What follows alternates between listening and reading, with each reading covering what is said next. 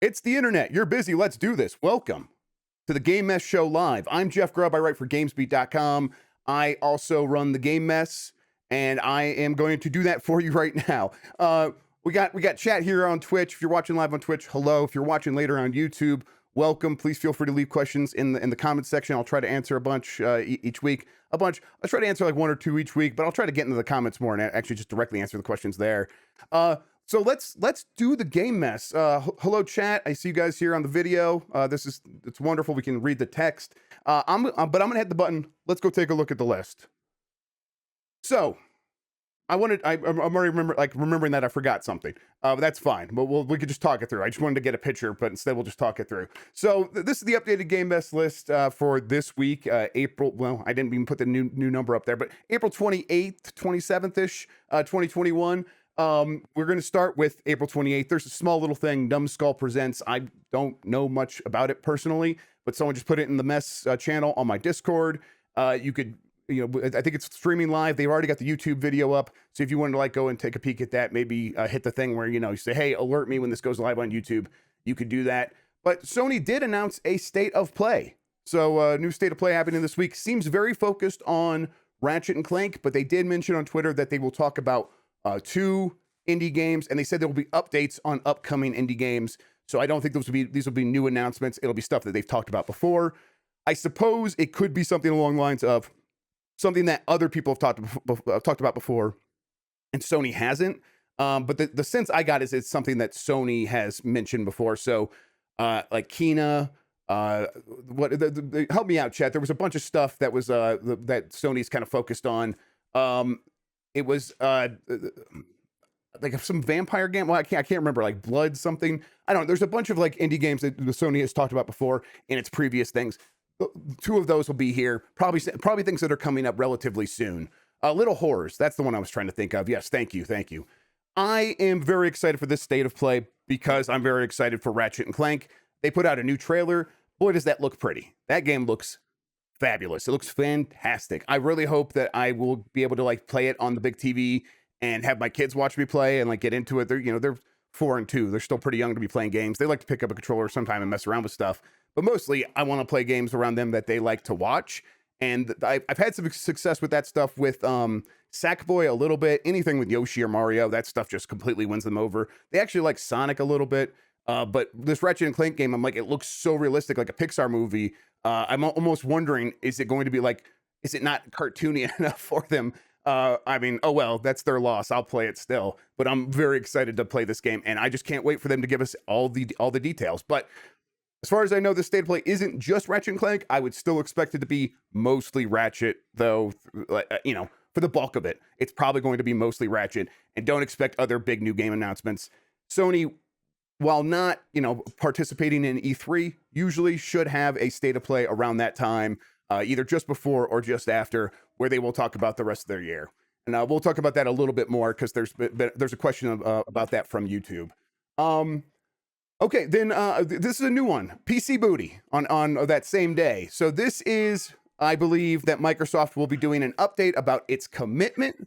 It will do an update about its commitment to PC gaming. I think there's been, there's a lot of good news around Microsoft and Xbox and stuff like that. And there's a lot of people who are saying, oh, there's a lot of good things happening. But whenever someone has a criticism of Xbox and Microsoft, the one thing is always, the PC side of Game Pass doesn't seem quite as good. Now I think they've done a good job recently of responding to that, adding a lot more games, but it still isn't quite up to snuff when compared to the console side of things. I'm sure they'll talk about that, but they will also in general speak in platitudes about how they feel about PC gaming overall and how important it is to them. So expect that to happen that day. Or something along those lines. It's not this is not an event. This is not a big showcase. This is probably a blog post or something like that. But I imagine that Matt Booty's going to come out and try to talk about PC gaming and just reassure people that hey, if that's where you want to play, that's where we'll be. Maybe they could talk about their plans for the Windows Store and games in the Windows Store and how they plan to update that stuff, because there was talks along those lines before. So maybe this is where they talk about that to consumers, but maybe that's not ready yet. May 7th. So I can't remember if this was on. I think this is new to the list as well. This is that Judgment tease from Sega, the sequel to Judgment, or at least that's what everyone thinks. It's like they're going to talk about a sequel to Judgment, which is that spin-off series from the Yakuza games. Now I put Lost Judgment in quotes. This is Lost Judgment is not confirmed, but I did see a trademark from Sega for Lost Judgment that was filed relatively recently. That don't take that as a confirmation. Don't take that as me saying I was able to confirm with anyone else. But I just wouldn't be surprised if that trademark was in fact a reference to this Judgment game, and that's what we're actually going to see. Any other big update? You know what? The other thing I wanted to talk about from like just the list, there was a couple stories about like, oh, a longer list of people supporting E3 this year came out. And I think as far as we know, that when people looked a little bit closer at that list, it turned out that maybe that was from last year. So I didn't put that on here. I don't think that list is actually up to date or correct or anything. But you know, I'll keep an eye out. I haven't heard too many other companies joining, especially since Square Enix said that they plan to announce something at E3, and I can see that's cut off now. Or plan to make announcements at E3 in June. We still don't know if that's a reference to them fully attending, having a full showcase, or if they'll just be on someone else's stage or something like that. Okay, let's get through the rest of this show. Let's go here. Let's go to the questions. Let's start with a couple of YouTube questions. This one's from MC3. Have you heard anything about what Compulsion games are up to, and how far along are they? They seem talented and with good artistic vision. And I've started here a little bit, but mostly what I'm hearing is it's not going to be at like E3 or anything. That game's still pretty far off. So Compulsion will have something, you know, in the future, but in terms of what it is, still too early to like start talking about that stuff. And how far along, you know, not this year probably. We probably won't see that game this year. Definitely not at E3 though. And I got a couple questions about that. So thank you MC3 for giving me a chance to talk about that. All right, let's go to another question here. And this is from Trent82, who's helping clarify someone who asked a question last week. I'd like to hear your answer to the Horizon question. That guy meant Horizon Forbidden West, not Horizon Forza Horizon 5, excuse me. Easy mistake to make. I'm starting to feel worried about Horizon Forbidden West making it out in 2021. And I think that this is a fair concern, that because a lot of games are getting delayed. We haven't heard a lot about it from Sony, but I think mostly what's happening here is the game's in active development. Sony does have a focus right now on Ratchet. They want to get Ratchet out. They also have Returnal to talk about, which is a game they might actually mention during the Ratchet and Clank thing because it's out that day. And while, you know, talking about these games all together can often help, like get a lot of people excited for a lot of games. It makes people want to go out and buy games. I think that's why the Ratchet thing is actually going to help Returnal. I think people are worried that Returnal is going to get buried by Ratchet. I just don't think that's how it works these days. People want to be buying games, and reminding them about Ratchet reminds them, oh man, I want to go play my PS5 while I wait. They're going to go buy Returnal. Like the reason not to talk about Horizon Forbidden West yet is probably just because you want to make sure that game's in ship shape order before you actually show it off. Make sure it's actually ready to go, and taking development time away from making the game in order to present it to people might actually like hurt that development. Now that doesn't mean it's not going to get delayed. Every game like that's on the slate right now feels like it could slip into 2021 or 2022. God. I will say though that my early concerns about Sony wanting to wait for the PS5 to get like a huge install base before it starts releasing these games, that stuff has mostly been, I think, answered and countered by Spider-Man Miles Morales. That game came out. It continues to sell every month. When people go to get a PS5, they also buy that game along with it. And I know a lot of people say that's artificially bundled, not like bundled in the box, because that actually wouldn't count for the MPD, but bundled by the retailer themselves. And some of that is part of it, but a lot of times people are just buying that game. They want to be buying that game. That's the game they want to get when they get the new system. And I think that Sony is seeing that they don't have to have these games ready to go right away. People will continue to show up as they get PS5s. They will buy these games when they finally get the system because they bought new hardware. They want something new and shiny to go with it.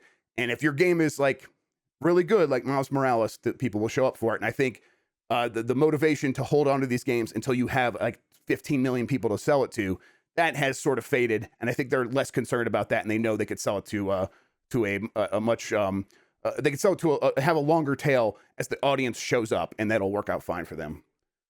Okay.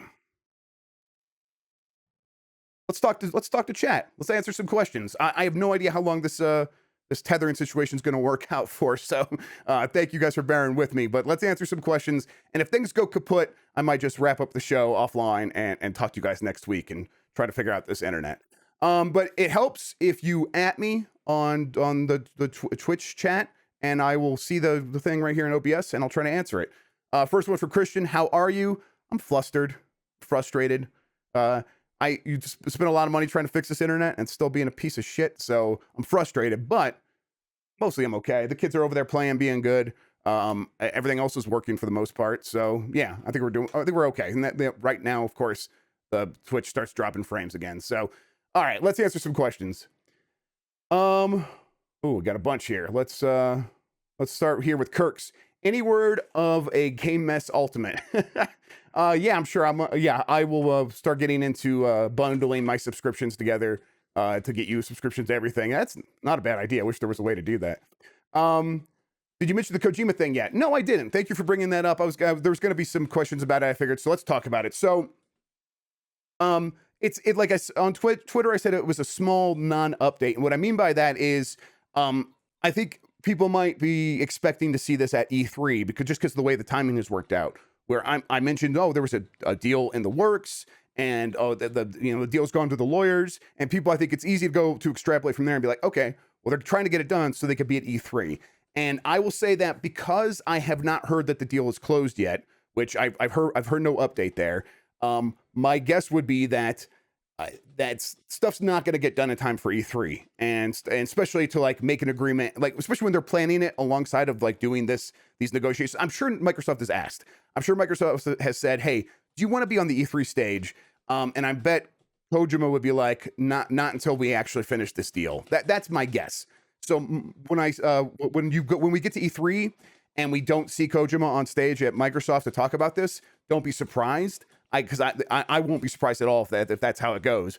Just because they're going to want to make the contract negotiations just seem to be going up much too close to E3 to actually make that deal work to where they could announce it there. And it's not like they would be in a super rush, right? Because there's this obvious other avenue where they could announce this, where Kojima always shows up, and that's the Game Awards. So if they don't make E3, then at the end of the year, they could always have him come out on stage then, and that's Microsoft's big moment, and that's Jeff Keighley getting to have Kojima back on stage again, which of course he loves. So I don't think they're in too big of a rush to try to make this happen for E3, especially because the lawyers just won't let them rush the contract negotiations. So if there has been no agreement yet, don't expect it at E3, and that's the small non-update there. All right, from the Angry Old Gamer. How hard is Returnal really? Is it Soulsborne hard? So it's it's a roguelite, and I think that a good point of comparison, I'm not going to talk about this too long because I know people don't like when a new show talks about playing games, so I'll make this quick. But it's the better point of comparison is definitely just other roguelite games. And if you played Dead Cells on the original difficulty before they updated it to make it a little bit nicer, it's like that. It's that hard, where it took me 80 hours to beat Dead Cells my first time on the original difficulty. And the way I'm going right now, I kind of see it going the same way. The big problem with Returnal right now, and in a preview capacity, I will say, is that it doesn't. I'm having a hard time creating smaller goals for myself. In Dead Cells and in Hades, it's easy to be like, okay, I'm going to go out there and I'm going to work on just mining this one resource so that I can upgrade this one specific thing, so future runs will be easier. And I'm not even going to worry about trying to beat the game right now, beat the game. And Returnal is very focused on you going to your objective toward beating the game. And the smaller objectives are kind of messy and hard to track down. And there is stuff where you can unlock things, but it's hard to figure out exactly how that's going to work each and every time, to the point where I'm having trouble setting these goals and be like, okay, I can distract myself from the main goal by working on these little things. And as I'm working on these little things, I'm getting better at the game or improving my character. And that stuff's not falling into place for me perfectly. Still a fun game though. From Pedro Zoo, Hades for consoles, that's got to be happening soon, right? I know that game made a lot of money on Switch. They almost don't need the other systems, but it definitely will come together. I'm sure Microsoft and Sony both want that game on their platforms. And I bet the developer now is at a point where the Supergiant's at a point where they could make that happen. So I would expect it to be this summer, I would think. I guess the one thing there's like, how easy is it for them to do QA? Do they do one before the other? Do they make a deal to get on Game Pass or PlayStation Now, or not, or like the PlayStation Plus or something like that? We'll have to wait and see. From Darth a Butt Hugger, Balan Wonderworld 2. Please God, no. How dare you come in here and throw that in my face? How dare you? From Jacob Wackendorf. Sorry if I missed a letter in there. What should we expect from Xbox Bethesda? Where are we on Starfield? I think that not much has changed. I think you could like look on like they're having the conversations, but also like this is the one quiet period before E3. Like you can look and see what's his name from Bethesda. His name's escaping me, but the main like communications person at Bethesda like on vacation this week. If you look at his Twitter, so things aren't going to change because they're taking a little bit of a break before they get to the actual E3. And so when they get back, I'm sure the real decisions will be made about whether or not they're going to have these games ready to go. My hunch is you probably feel pretty comfortable going on vacation if you think that things are going to work out, and things working out does mean Starfield will be there, showing up at E3. I think that what I've said in the past about Xbox Bethesda still holds true, and in the best I've like presented this as a prediction, but it's like an informed prediction, and it still is an informed prediction that Xbox will have its show. They'll talk about Halo. They'll probably talk about Forza Horizon 5. They will then begin to transition into Bethesda with Starfield, I think, and then Bethesda will have its own showcase, but they'll be glued together by Starfield. And then there, of course, there'll be other stuff, but I think those are like that trio. And I think Clobriel on Reset Era was echoing some of this stuff and saying some of the same things. I think that's probably how it's going to go still. All right. Kevin Beans asked about the Kojima update. I hope I was able to answer that. Let's see. King of Games 405. Do you have any idea when the Last of Us Remake comes out? Look, I think that's going to depend on a lot of factors. So, I think I said on a previous show last week that the reason you do this is because you have a lot of people at a studio like Naughty Dog who are waiting for the next project, and they're kind of just sitting on their hands, and so they could work on this while pre-production's happening on the next thing. What really matters is, are they able to get enough work done before they have to get onto the real work of the real next game? And that's possible. That means the time frame does have sort of a limit on it, right? So either we get it by like next year, or it doesn't come out at all, and they use the work and the technology that they're building to do this remake towards something else, and then or it comes out years down the line when they're able to get back to it, or they hand it off to someone else and then it still takes a little bit longer. So I would like, if this is going to come out, I would expect it to happen by next year, and if it doesn't, I'm not going to be too surprised by that as well, because this just does seem like someone framed it as like a make work project, and it seems like that's what it is. From Turbucket, TR Bucket 62, what do you predict will be the 2 indie games that will be on the Ratchet State of Play? So I'm bad at like recalling this stuff. I do think one will be Kena, because I think that release date's coming up pretty soon. And then Little Horrors is probably my other guess. So, but that's just a guess. Just a guess.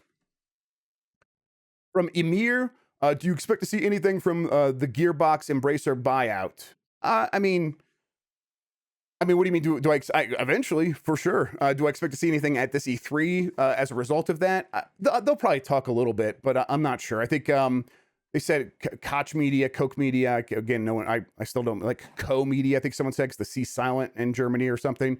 I believe that's just like one side of this big Embracer empire, and they're going to be at E3, but it didn't list anyone else.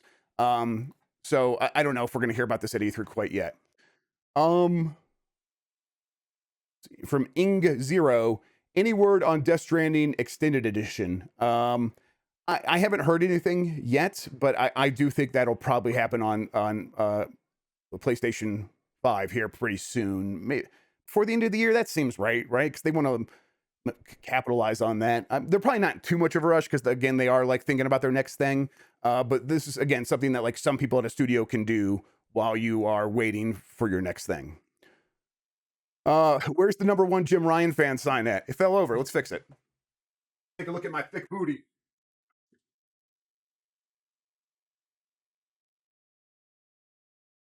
Yeah. You got to look at my butt and everything. All right. Number one Jim Ryan fan. Thank you for helping me fix that. All right. This is from Sir Mammothly. Is Super Mario Party's online play update Nintendo updating the game because the next one is delayed internally? I wonder what Nintendo's thinking is about Super Mario or about Mario Party as a franchise right now, because this one did sell so well and it has been on that trajectory of other Nintendo games where it just continues to sell throughout the generation and they don't need to make another one. So it's like Mario Kart in that way.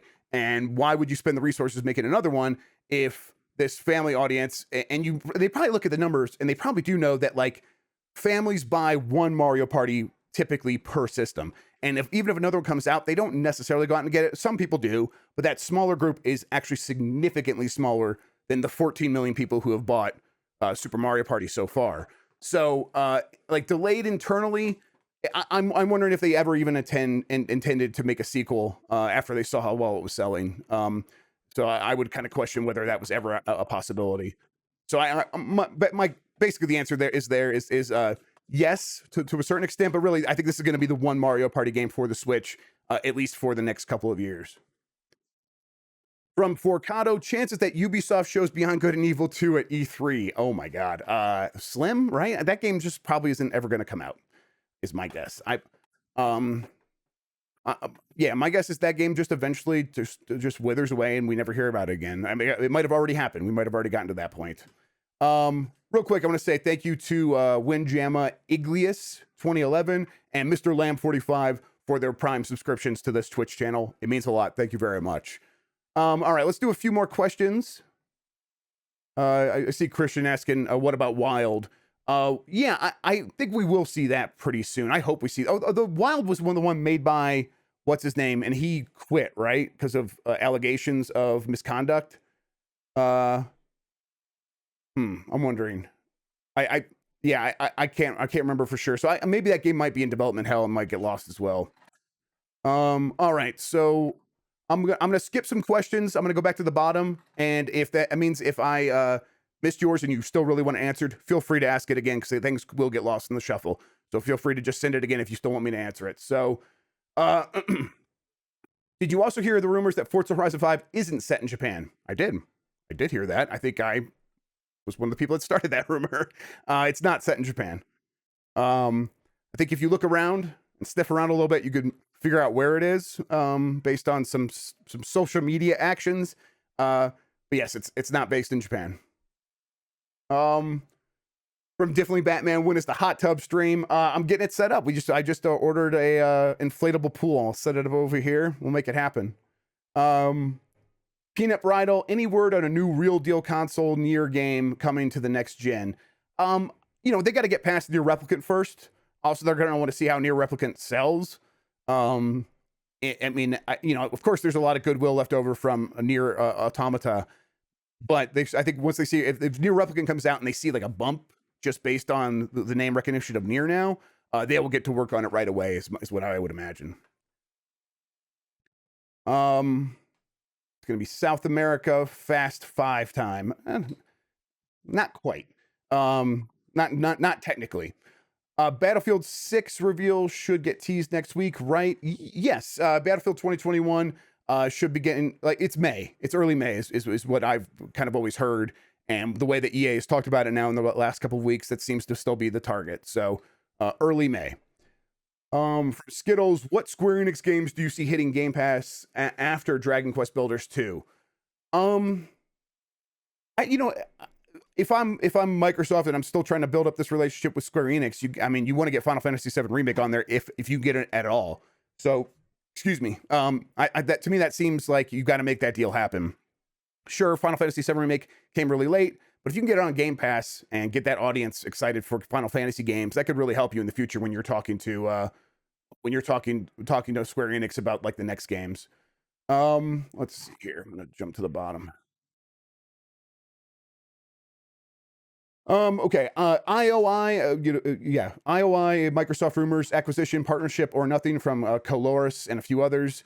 I haven't heard anything specifically. I think the way Jez framed it, he says like look out for IOI.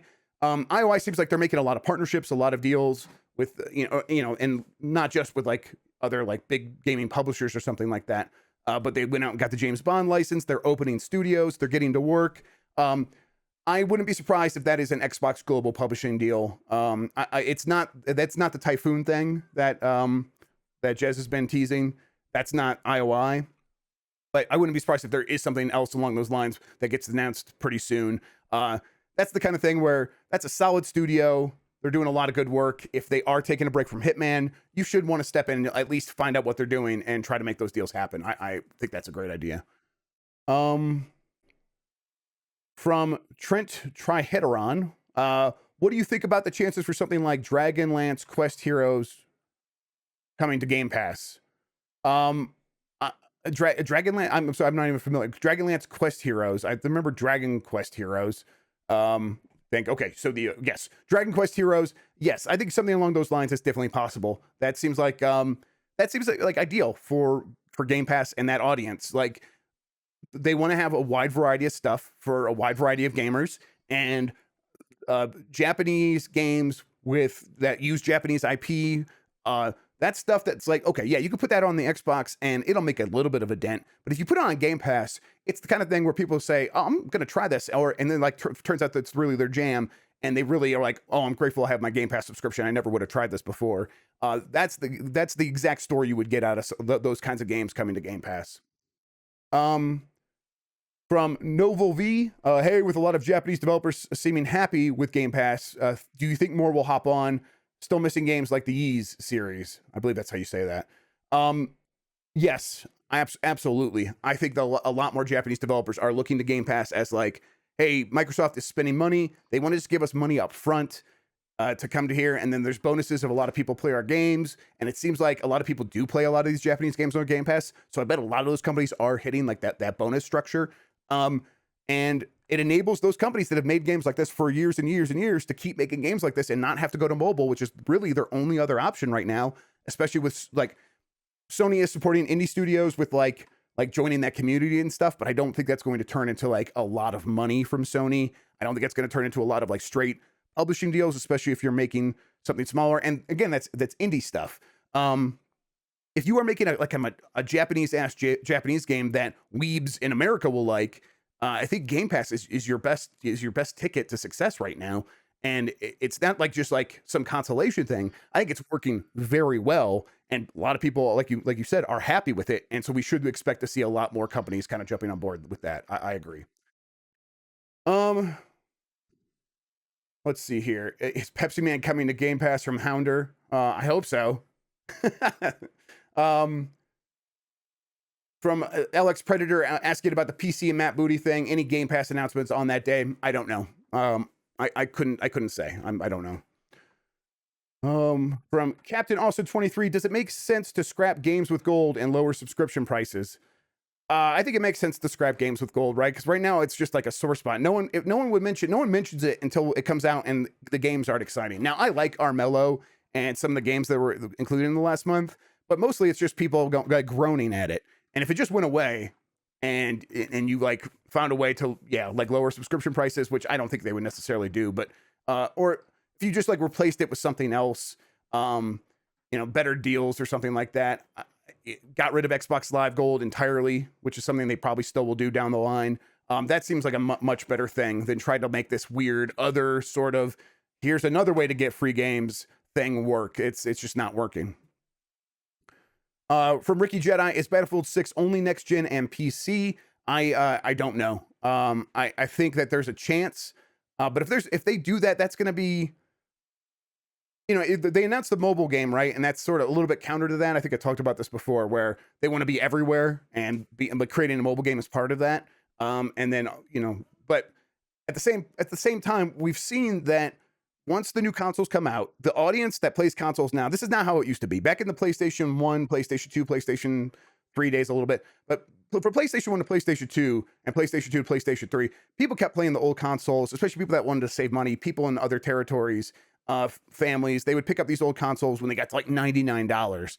That audience doesn't really exist anymore. If they exist, they are getting Nintendo games and they're getting Switch, or they are getting iPads and playing free-to-play games. That audience has it doesn't exist anymore. So the people that are playing console games now that are like that do spend a lot of money on console games, you're like, well, we should try to like not leave anyone behind, because some of those people are still gonna be playing on their old hardware. And it turns out most of them don't want to buy games for their old hardware, even if they don't have the new hardware yet. They're gonna wait. They're mostly just gonna wait until they can get the new hardware, and then when they do, they'll buy the game then. And the games still do pretty well. They just don't sell that well on old hardware. And I think EA might know this, might realize this. I'm not sure.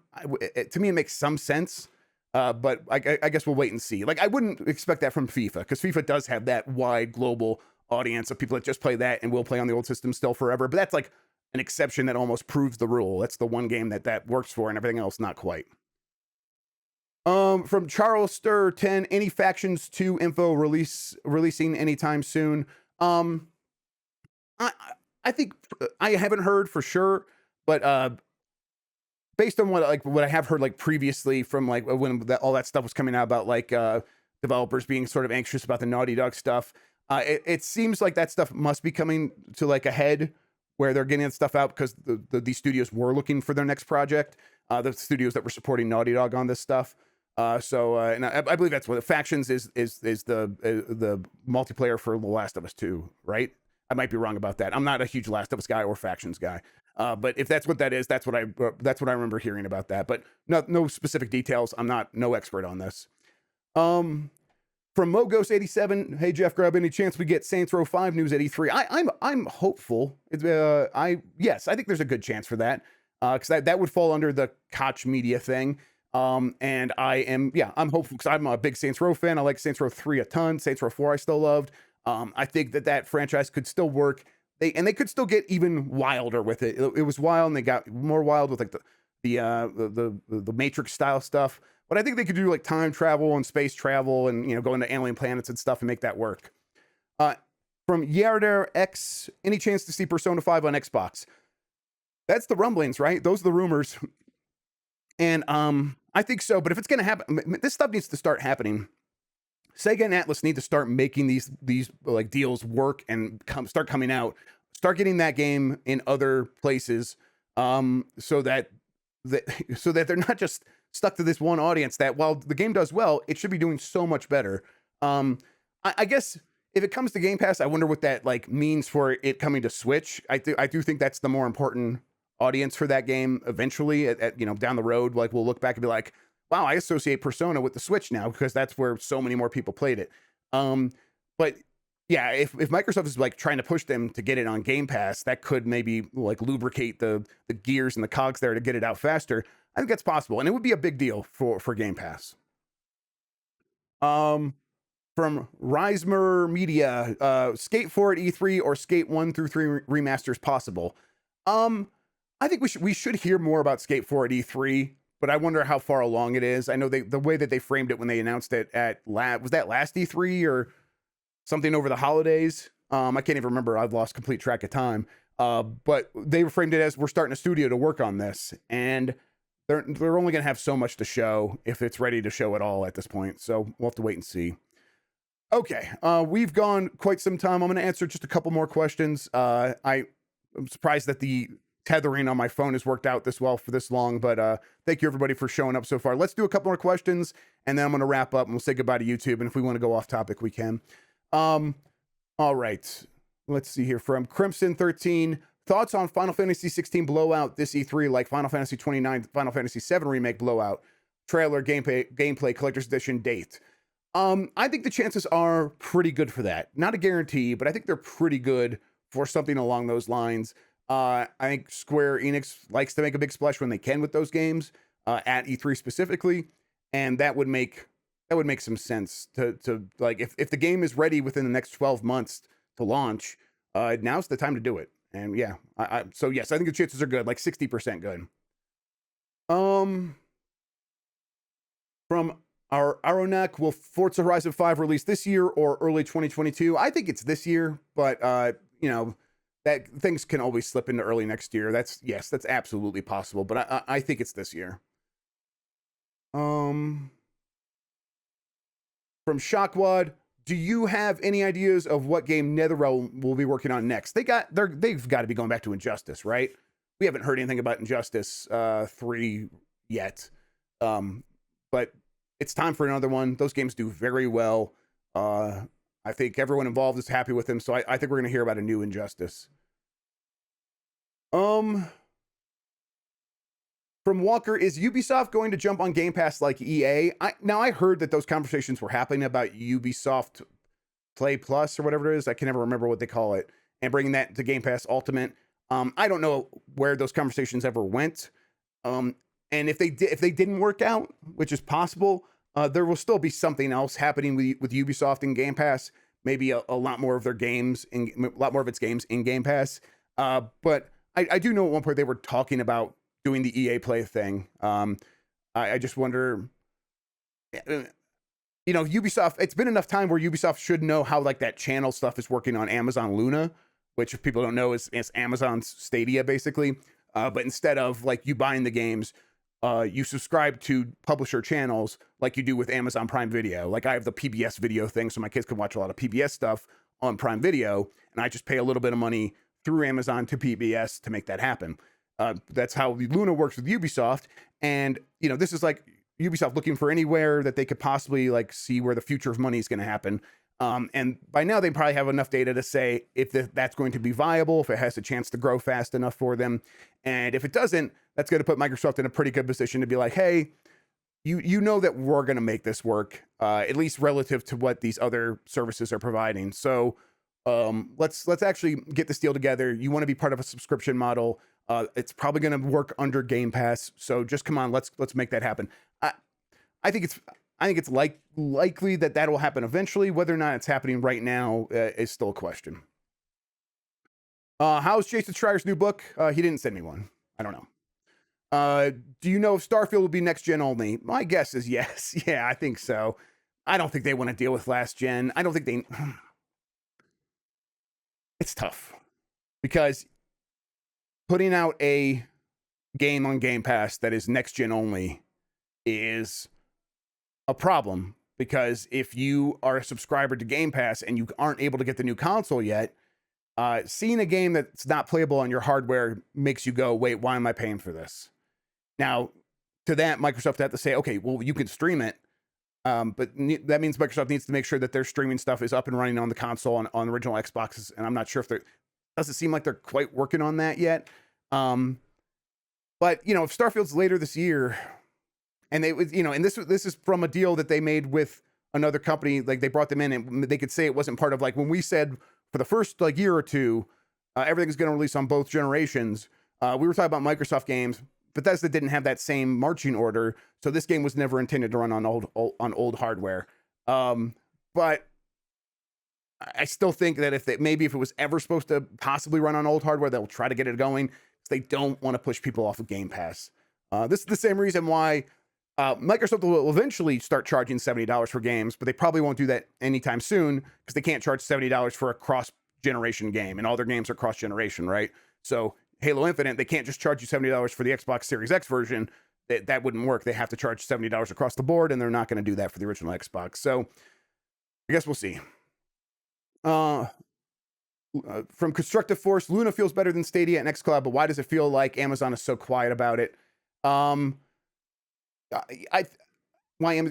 is quiet about it because I think they're still in an early phase with it. They're trying to build partnerships, improve the technology, and it's hard. Like, they reach out to me with PR about it every once in a while, and I'm like kind of too busy, and it's still not that exciting because it's still basically what we've had. I think the business works better than Stadia. I think the tech is about the same. Stadia was very good in terms of like actually streaming stuff. Amazon Luna is pretty similar. I think it had a little bit more latency, but whatever. We don't have to talk about streaming games. People don't care about that really. So yeah, from Arunex is the Medium. It's on Game Pass only for next gen. Yeah, that's a good point. So they've definitely done it before. Maybe Starfield is when they begin doing it again, and maybe they treat it like a delineation, and maybe they're seeing that like people didn't get upset that they couldn't get the Medium. Starfield will be a bigger deal, but Starfield's so big that they could treat it like a console seller, system seller, or treat it like the sort of thing. It's like, okay, you want to get it, you already have Game Pass. Go and try it on the cloud while you're waiting for your next Xbox, or while you wait to get a PC that's good enough to play it or whatever.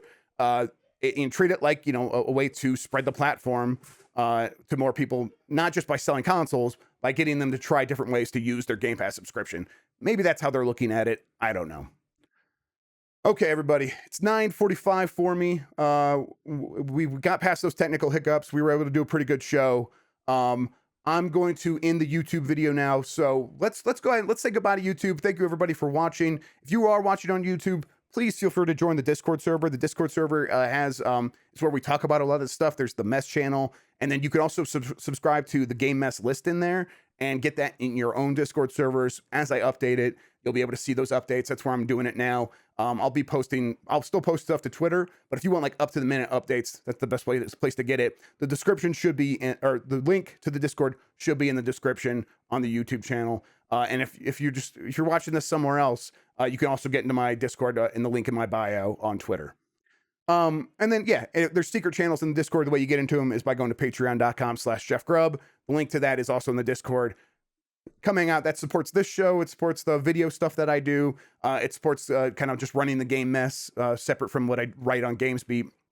And it means a lot to me. And you can get to those secret channels on the Discord. All right. I'm going to say goodbye to YouTube. The chat's saying goodbye to YouTube. Have a good one, everybody. See you next time. Until then, take care of yourself. Bye.